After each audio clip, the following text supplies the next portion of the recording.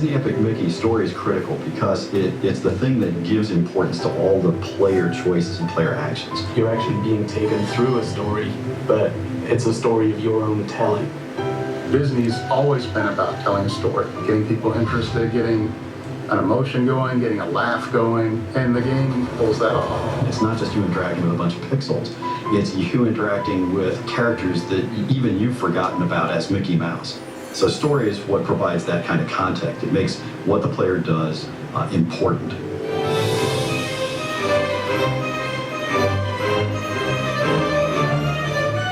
The birth of the idea actually came from Disney itself.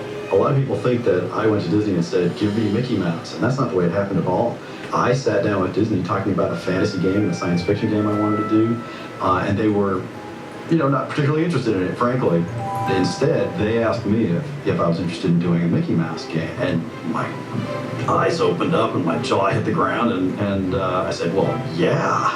And then all these Disney executives, it was so cute, they said, well, we have a concept. Is it okay if we pitch it to you? And I'm sitting there going, well, yeah, sure. and they did, and it was genius. It included some of the foundational elements that are still part of the game today. The idea of a world for forgotten and rejected characters, bringing Oswald back. All that came from within Disney.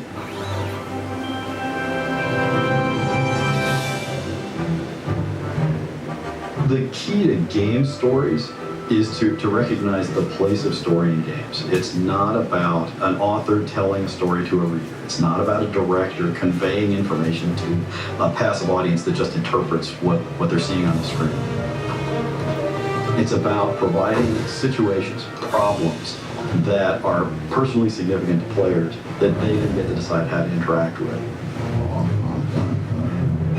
With Disney animation, that was one of the things that was extremely important to Walt Disney, was that it's the story that ties everything together. That's the journey that the audience, the player goes on, and that's what we try to tie into. Everything runs core and parallel with Warren's philosophy of playstyle matters, because you're playing as Mickey Mouse. Making sure that we had a believable and impactful story throughout the game made so much of this game happen.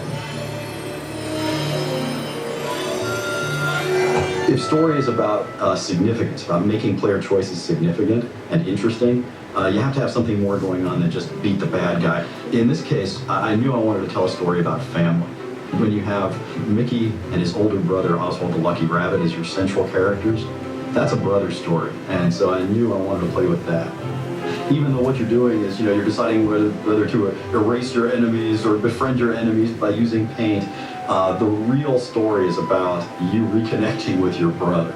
It's about how important are family and friends to you. But that's the key. It's how important is it to you? It's about, hey, how do you feel about this? You tell me through the play choices that you make. That's what makes a great game story. It's about this dialogue between, me in this case, and the team, and every person who plays.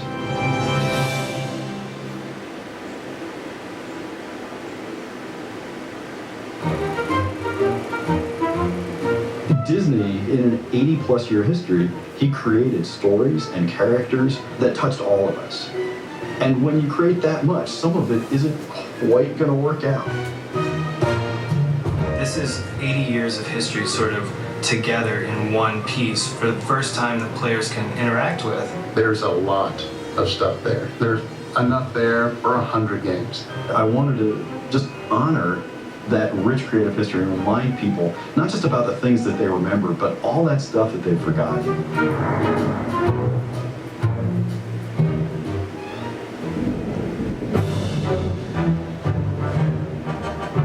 Getting the opportunity to visit the Disney archives and just look at how much information has been stored over these past 80 years is mind-blowing.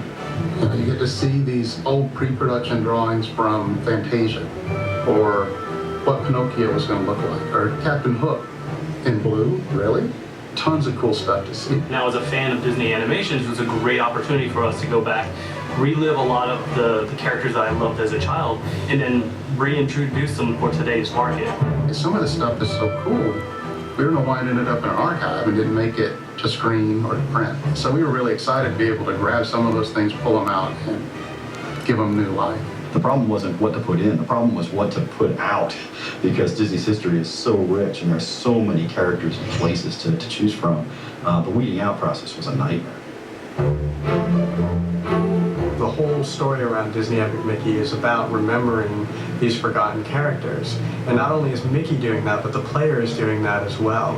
And so their role kind of became this unique and interesting part of the story in the game, because as you, the player, go through, you're learning about characters that you may have never seen before in the Disney archives, and now you're remembering them as well as allowing Mickey to remember them. In Oswald's case, we had to remind people what his personality was like, what his abilities were, what made him one of the most popular stars in the late 20s. For some of the other guys, you know, it was really, they're kind of foils for Mickey. They're ways to remind Mickey that even he's forgotten his old friends. You've got a character who himself has forgotten characters like Clarabelle Cow, of course, Horse Collar and the Mad Doctor, and Gus the Gremlin. Those are characters that in some cases he interacted with a bunch in his early cartoons, and so we get to have him play the role of the player, so we can show kind of the sadness of the characters who have been forgotten by Mickey and by the player, and use them to evoke some emotions in the player that I think will enrich the experience.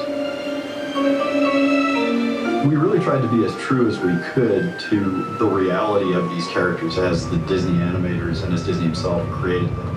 One of the first rules I set up for the team was, if something from the Disney universe, that creative history, works for us, then we're going to use it. We're not going to create or change it. As we went through the archives and looked at the different characters, we saw all that charm, all that character, all that personality that really has been forgotten. And that was a kind of big decision point in pulling those characters back into the game so people can remember them and enjoy them again. This team really embraced the challenge of immersing themselves in Disney's history. Disney Epic Mickey is, in a really strange sense, a history lesson. I hope nobody perceives it that way. I don't want people put off by that. But at the end of the day, players are going to learn something about Disney's creative past. Disney fans in particular, I think, are going to have a great time playing the Where Did That Come From game. Because almost everything in the game is inspired by something real.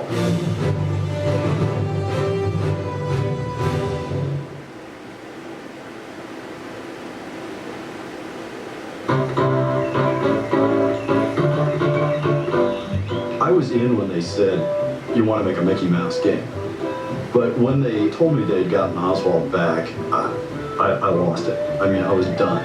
I'm an old animation buff. I mean, I knew about Oswald before they mentioned him to me, which is kind of rare. And when they said, you're going to have the opportunity to present Oswald on screen in a new Disney story for the first time since 1928, I mean, what an honor.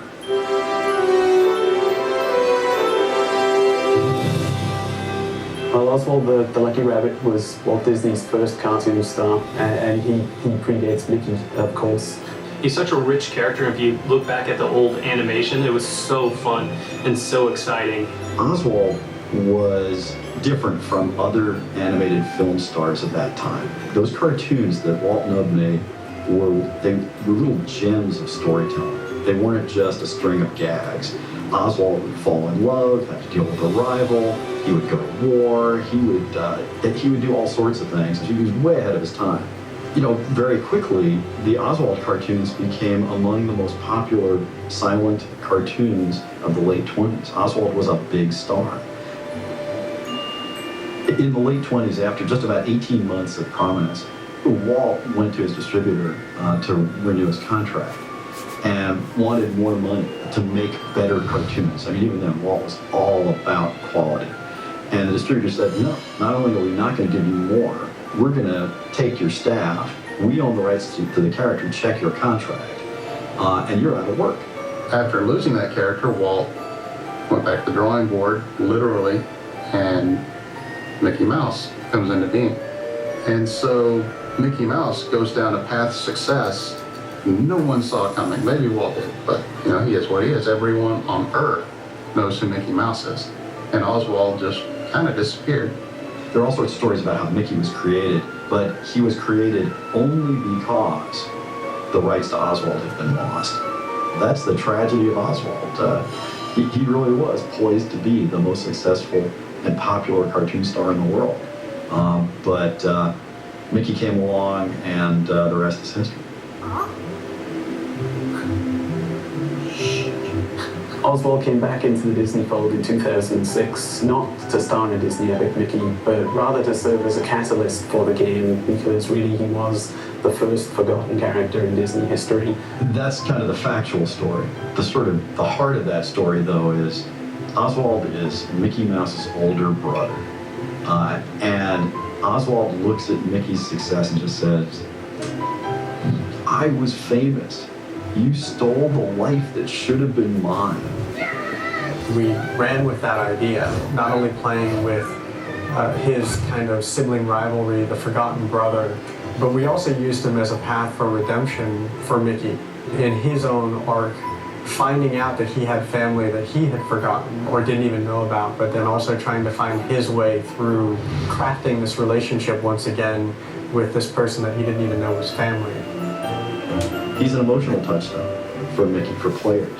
As you see Oswald change in the way he's responding to Mickey because of what the player is doing as Mickey, you can sort of gauge your progress. Oswald ultimately does re-engage with Mickey. Mickey does redeem Oswald. And that growing relationship is a measure of the player's progress. I love Oswald, and I want to make him a hero too. That's, kind of goal 1.5 of this project. I remind people how incredible a character Oswald is and set him up for success as a cartoon star, as a plush toy, you name it. I want Oswald everywhere because he deserves it.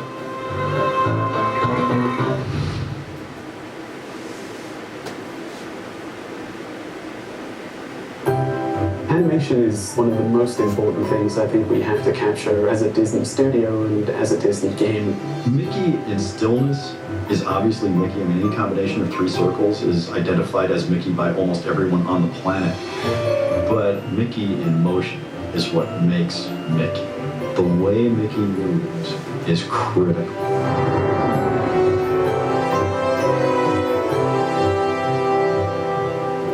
Boy, did everybody here watch a lot of cartoons. We have all of the Mickey cartoons, and all the Oswald cartoons, and all the features. And we would sit here and watch them over lunch and talk about what made them special and what made them great and what elements we wanted to incorporate into the game. Looking back through the archives, seeing how those characters were animated in their original roles, and bringing that to Disney Epic Mickey. We consulted with Feature Animation, we consulted with Pixar. In making a game about Mickey Mouse, of course, the animation quality in our title had to match feature movies. That was the kind of fidelity we were trying to achieve. I wanted Smee moving the way Smee moves. I wanted Horace Horsecollar moving the way Horace moves and Clarabelle moving the way she moves. I'm telling you, the animators nailed it. Disney has a series of lectures all the way from some of the 9 old men up to the present. We have access to all of those so we could learn from the masters. We had access to some of the most senior animators of Disney feature animation, and trust me, they critiqued our animations. There was a level of detail that those guys can get to about specific animations that I had never seen in my life. And I've been working with animators, for 30 plus years. The animators, early in the project, recreated moments from real Mickey cartoons. Each one of us took a scene and reproduced it in 3D from what we saw in 2D, trying to figure out what was the appeal that drew us to Mickey in the first place. We did extensive research just to make sure that the animators had the spot-on feel of not only the personality of those characters, but also what the Disney animators had brought to those characters to begin with. Why did they rotate his ears this way? Why did they turn his head and cock his head this way? How do we take that and then find a balance that would work well in 3D? We actually composited our Mickey into real Mickey cartoons, and people couldn't tell. That's when I knew we had nailed it. And it wasn't that we were literally going to imitate specific animations, but once the animators could imitate them, they knew they'd embody the character. And for an animator, that's critical.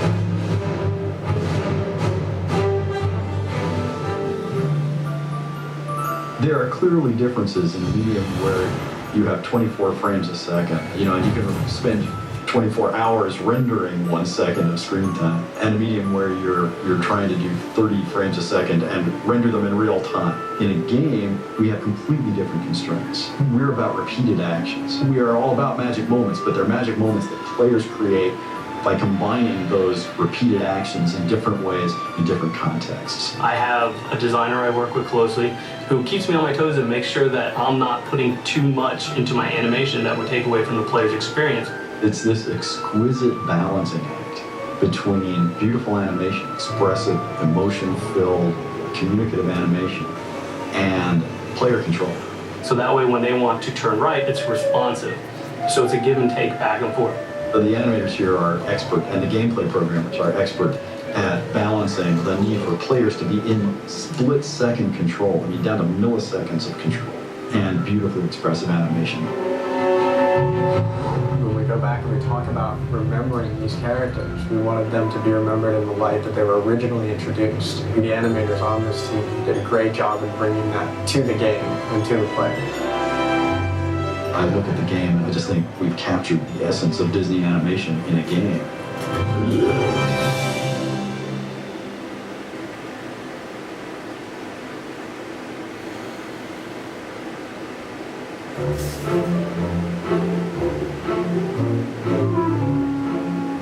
The idea for the mashup of visual styles came right out of the core concept for the game.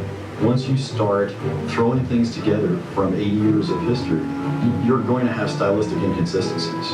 Once you got a mashup from a thematic standpoint, it didn't take a super genius to say, hey, let's do that visually too.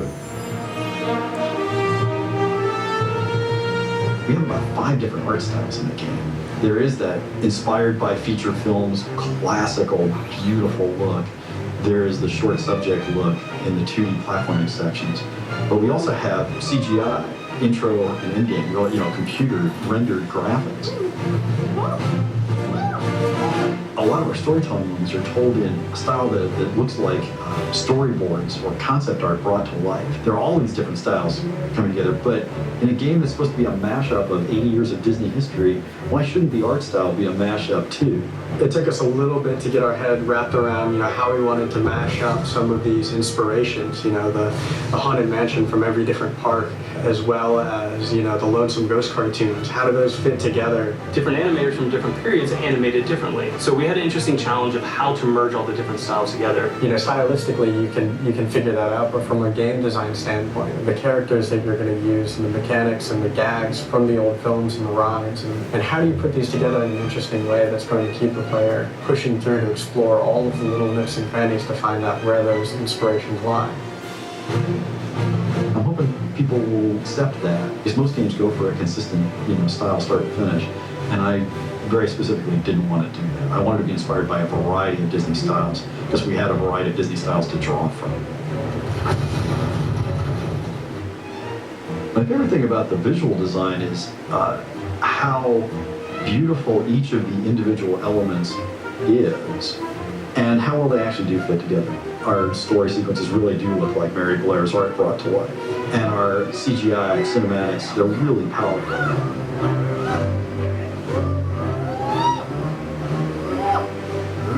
There's like these established sets of rules that people just accept when it comes to a game world. When you make a cartoon game world, all bets are off. Because in cartoons, things don't do what everyone normally assumes they're going to do. So we're working with getting the player to understand the rules of the cartoon universe and then how to express themselves through those rules. We've got these 2D travel sections that are really kind of classic platforming adventures, and there are a lot of them, and they occupy a fair amount of screen time or play time, and those are inspired directly by the short cartoons. I want players to feel like they're in Steamboat Willie, and in Lonesome Ghost, and in Clock Cleaners. The 3D zones in Disney Epic Mickey, those are the bigger spaces or the more wide open spaces, and the 2D transition levels basically connect the 3D spaces, so they're meant to be a little bit of a whimsical breather. Those have a really cool animated style that works well in their kind of re-envisioning and revitalization of some of these characters. You're going to have black and white characters next to color characters. You're going to have animatronics next to character costumes that are all moth-eaten, and kind of decrepit looking. You're going to have musical styles from 1928 all the way up to today. But as long as the player enjoys looking at it, enjoys traversing it, has some fun, gets to interact. If we hit all those things, I think we've got a good look. The games that are the most successful are the ones that come closest to that picture I had in my head when I started. And this one, it was a pretty modeled picture. That's all I can say. I really just approached this more as a DJ spinning records, taking two tunes that don't belong together. Each sounds good on its own, but they sound like something completely different when you combine them.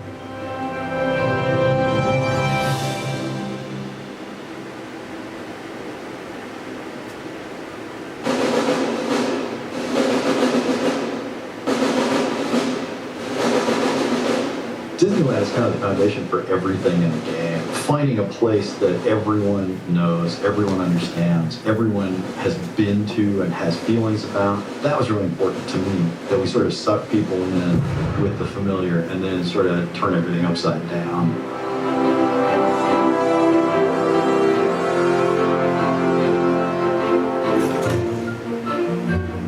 If Walt Disney was going to bring into existence a world for forgotten and rejected characters, what form would it take? It's going to be his fondest dream, which is to build this park where adults and kids can experience joy together and where his characters, his creations, can live forever. In that sort of imaginary creation, it wasn't born fully formed. It wasn't perfect. It was incomplete. And so Oswald, its first inhabitant, had to finish it. He sort of has a sense that there's this thing out there, this park, this beautiful place, a place of magic. And so he's trying to recreate it as best he can, but he's never seen it. He's got old photographs and blueprints and stuff to work from. So this was essentially taking that same aspect of the cartoon characters who are forgotten or rejected and applying it to Disneyland. So rides that are rejected, animatronics that are rejected, shops that are rejected, pretty much anything that was in Disneyland or was even considered for Disneyland ended up becoming part of Wasteland. Disneyland has a lot to teach game designers. It's pretty incredible. The way the place is structured with a hub and spokes and transition areas that take you out of one place and sort of ease you into another one. We kept looking at all of the little details in the park that had come up throughout history and what we could do to pull from each one of those. Tomorrowland itself provided us a lot of inspiration for things that had been taken out and replaced. For a majority of the Tomorrowland Beetleworks characters, they've got elements of Tomorrowland from the theme parks in there. So you'll see little bits and pieces, and a lot of diehard Disney fans will be able to pick out certain characters or different rides. We tell stories through space, and there is no one better than an Imagineer at doing that. What the Imagineers do has infinite lessons to teach us. There were a variety of things that we drew direct inspiration from. The first one actually was a location called Main Street. I knew that I needed an instantly recognizable place. And so Main Street USA, that iconic image that we all have burned in our brains from early childhood, that image had to be in the game, and it had to be slightly warped. Gremlin Village is sort of Small World, sort of utilitunnels underneath Disneyland, mixed together. It maintains the same Mary Blair feel of texture and color and, just crazy circus kind of palette. Yet we come back and totally weather it and wear it and dilapidate it. The iconic clock tower. I looked at that thing at Disneyland and I said, that's gotta be my first boss monster.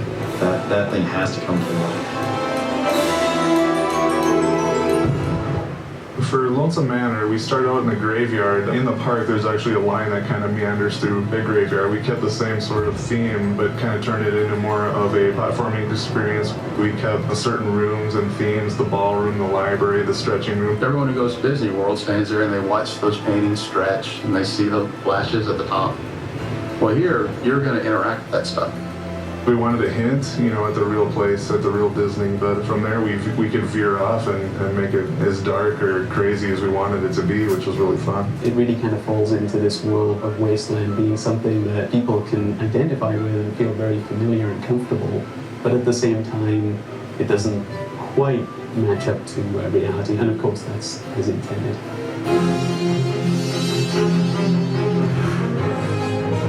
I hope it's kind of, recognizable but different, familiar yet strange, and funny but kind of sad in its own way. I want players to feel that whole range of emotions, but always recognizing that this is based on Disneyland. And frankly, if you know things about Disneyland, if you know things about Disney's history, things will be more significant than if you don't have that background. So Disney fans, I think, are going to have a blast.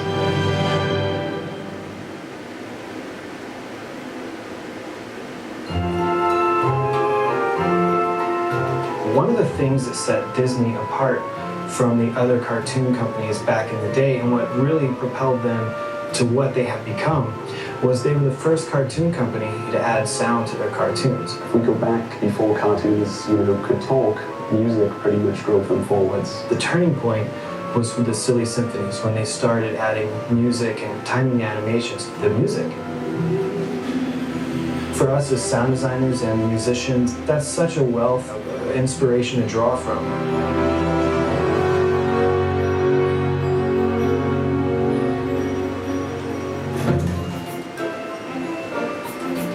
In this specific game, music is very, very important because story is so important. Story and music go very hand in hand. It's just another layer on top of everything that builds emotion and builds connection to the game. It is part of the atmosphere. It is part of the experience that we want you to have. I auditioned dozens and dozens of composers and said, what is the Disney sound? What does it mean? Is it orchestration? Is it a musical style? I mean, what is it? Jim Dooley, he immediately got what I was trying to get at. I mean, that Disney style, he was able to describe it in ways that I almost understood, and he was able to capture it. Jim Dooley did an incredible job of bringing in the concepts of classic Disney, but, making the tone slightly off-center. This is by far the best music I've ever had in a game. There are moments where he raises you to heights of emotion that are just incredible. I mean, there's stuff in here that will bring you to tears, I promise.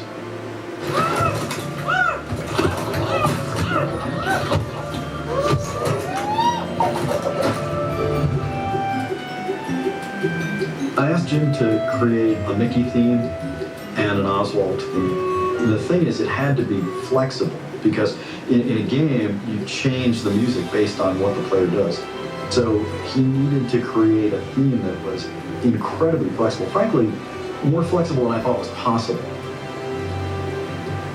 The changes that we have in the music, from the ambient scoring that goes on when you're just exploring the world, to the combat music that kicks in, to the little bits of music that you get from the rides and riding them themselves, have all catered to changing that atmosphere and kind of poking at the emotions of the player. We use the music to tell the player what Mickey is feeling. So if he's in a sad mood, the music's going to be sad. If he's happy or feeling triumphant about something, we don't say triumph on the screen like that. We play it with music. So we have our character themes, and then on top of that, we needed themes that would be applicable to each land. Each land you visit has its own unique sound. The music is awesome at capturing the environment and the feel of the space. So Lonesome Manor has kind of this eerie, dark, haunting tone that goes on. Again, it's a mashup. Everything in the game is about taking things that shouldn't belong together and putting them together.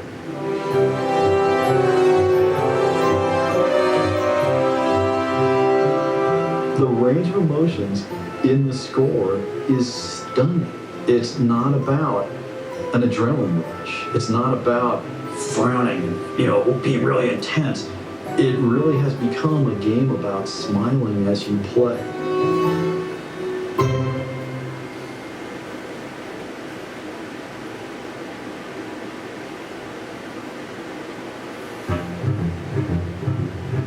The range of characters in Disney Epic Mickey is pretty darn broad. Everything from the earliest black and white characters up until about the late 60s. I didn't want to get much more modern with anything than that. But the key is they're all legitimately forgotten, or legitimately rejected, or subtly different than the characters you might expect.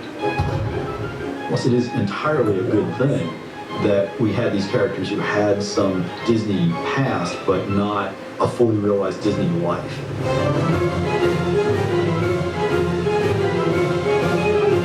Deciding what to include in the game was really kind of nightmare. I had a little bit of an advantage just because I really have studied cartoons for a long time, but I had a pretty good idea of who I wanted in the game. Mickey Mouse has achieved the highest levels of success, fame, fortune, love in every medium he's tackled, except video games. Yeah, there have been some Mickey Mouse video games, but I want to make him a video game hero on par with the very best, with the Marios, the Sonics, the people think of when they think video games, and I'm hoping Disney Epic Mickey gets in there. Oswald the Lucky Rabbit is one of the saddest and yet funniest characters in cartoon history. He was the prototype for every cartoon rabbit that came after him, and yet completely forgotten. I knew I wanted Horace and Clarabelle, the black and white versions, because they've been replaced by the color versions, and they're kind of the reject pals. Clarabelle, sort of a busybody, she loves her garden, but a real sweetheart and a real good friend to Minnie and Mickey in the early days. Horace is a terrific character, actually. He was probably the most versatile actor in Mickey's gang. He could be a detective, he could be a cowboy, he could be anything. It's interesting that he kind of ended up getting forgotten, because that kind of versatility and flexibility seems like it would be a useful thing in a cartoon series, but for some reason he got left by the wayside. I think one of the characters we've had the most fun with was the character of Pete, and in fact in the game Pete has many incarnations. I call it the League of Petes. Around every corner there's another Pete in a different costume. You know, oh my gosh, this time I'm dressed up as a little Dutch girl, like a small world doll, oh my gosh. So he's always sort of humiliated by all the costumes that he has to wear. You know, Mickey, basically, by the end of the game, I'm hoping Mickey and the player are going, another Pete? The gremlins in the game were just ideas. They were going to make an animation short off of them, and they never got to it. So we looked at those characters, and we did what we do best, is what we brainstormed. We come up with ideas. In some cases, like the gremlins, they didn't have any personalities. They didn't have any motion or animation or life that we could imitate. We had to come up with our own personalities and our own animation styles for them. It brings a certain level of challenge because you've got such a high bar to live up to make them a Disney character. But I think the animators had done a great job in exploring all of the other Disney characters, that they kind of got it in their heads as to how we can make these characters fit in a Disney world that have never been there before. The most satisfying thing about working with lost characters and forgotten characters is remembering them and knowing that you're at least a small part of bringing them back into the public consciousness. All these characters are worthy of the love and affection of audiences. There's a little fictional thing in the game about the importance of hearts. When a character is loved by audiences and successful in cartoon, their little cartoon heart beats in their chest, right? And when they're forgotten, that heart just sort of fizzles and disappears, and then they themselves disappear and appear in the Wasteland. And so the one thing that no character in the Wasteland has is a heart. I get this picture when I think about Gus and old black and white Horace and the Mad Doctor, and I just feel in this weird sort of way that I'm giving them their hearts back. Their hearts are going to appear in their chests again, and they're going to pop back into the real world, and people out here are going to love them.